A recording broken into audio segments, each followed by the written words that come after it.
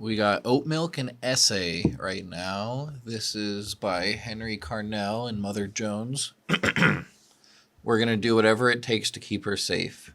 How families are fighting to survive Trump's war on transgender kids. On Susan's birthday 5 years ago, Kai, her 10-year-old son, slid a note under her bedroom door that she can still recite from memory. Hey, Mom, I wanted to ask. When you talk about me in the future, if you could use he, him, or they, them pronouns, because she, her pronouns make me really uncomfortable, then happy birthday. Susan remembers exhaling. She had been deeply worried about Kai, who had been severely depressed and struggling with his classmates and schoolwork. She hurried to his room and hugged him, thinking, maybe this is what has been wrong. Maybe this is why he's been so sad. It was a relief to have an answer, because Susan realized this is something that we can tackle. Today, Kai is a part of the small number of transgender youth who receive medical treatment for gender dysphoria, the formal term for the clinical levels of distress some trans people experience when their bodies don't match their internal sense of gender. Kai takes puberty blockers and low dose of testosterone, which he receives from the family's trusted pediatrician, who now works at a clinic specializing in treating trans children. It was an overnight transformation, Susan says of Kai's medical transition. He's on the honor roll. He has friends over every day. Just a totally different kid, and that started the second I made that appointment. Because Kai doesn't have anybody in his life, really, who has ever batted an eye at his gender identity, Susan says. He could focus on being a kid. He's living in a rose-colored glasses world that we're trying to maintain. Those glasses shattered in December when Susan took Kai, now 15, to a demonstration outside the Supreme Court as it heard a challenge to a Tennessee ban on gender-affirming care. To join the group waving transgender pride flags on the courthouse step, they had to make their way through a crowd led by Representative Marjorie Taylor Greene, Republican from Georgia, and other MAGA loyalists. It was the first time that he had seen people saying, "Don't trans our kids," and all of that, Susan recalls. I saw a feeling of fear across his face. Susan and Kai, who like other parents and children in this article chose to go by pseudonyms, are just one family who have found anti-trans hatred inescapable since Donald Trump's re-election. As the White House has turned the full weight of the federal government against transgender people, I wanted to find out how families and parents, many of whom have spent years learning, advocating, and finding ways for their trans and non-binary children to thrive, were coping. The families I spoke with say their lives have been upended by a series of executive orders and actions targeting their children's health care and support at school. Without exception, they spent last fall preparing identity documents, and for those receiving gender-affirming care, making backup plans to access puberty blockers and hormone replacement therapy. Several have taken steps to move abroad. Charles is the father of Vanessa, a teenage girl in a deeply red southern state that bans gender-affirming care for minors.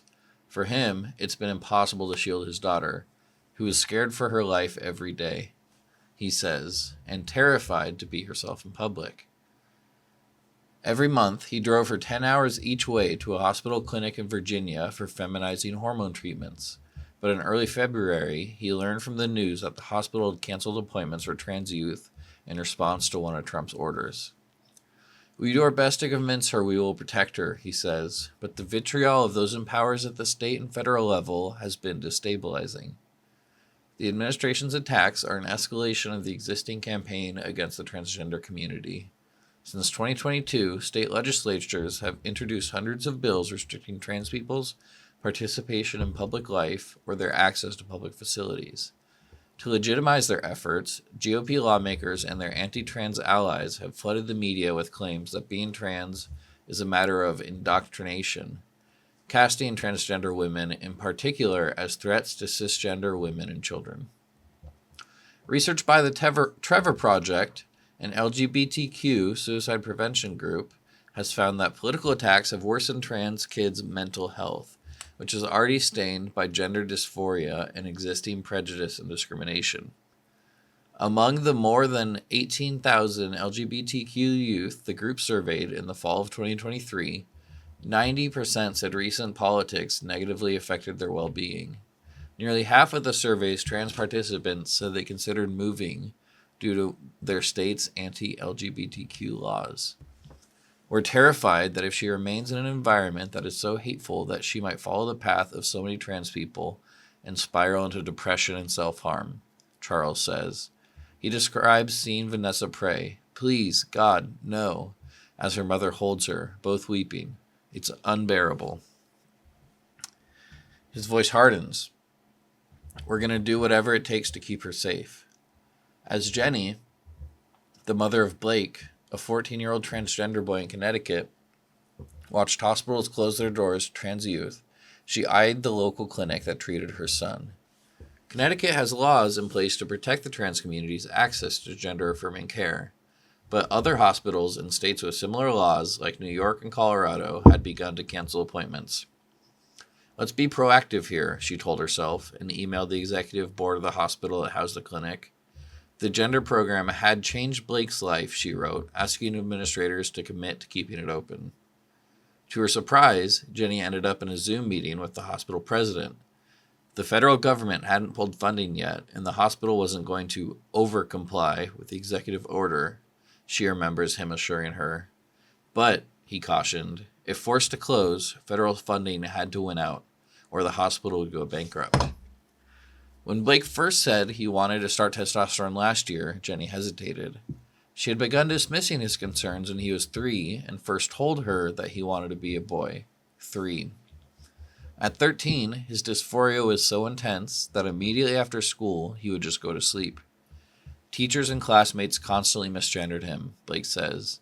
He was also bullied. Once, 2 classmates called and threatened to beat him up. By the time he was 14, Blake said he couldn't wait any longer.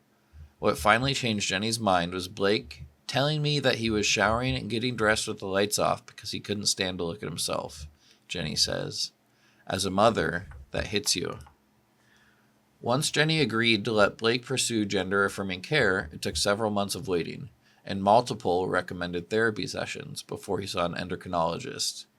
Due to Blake's physical development and blood work, the clinic suggested he forego puberty blockers and start with a low dose of testosterone. Jenny now finds herself fighting to make sure Blake can keep his access to testosterone.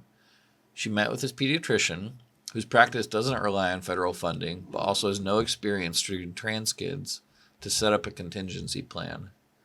The physician eventually agreed to take on the prescription. Today, Blake is happy. Those who condemn him only do so, he says, because they're jealous that I'm comfortable in myself and that I have the freedom to live like I want to.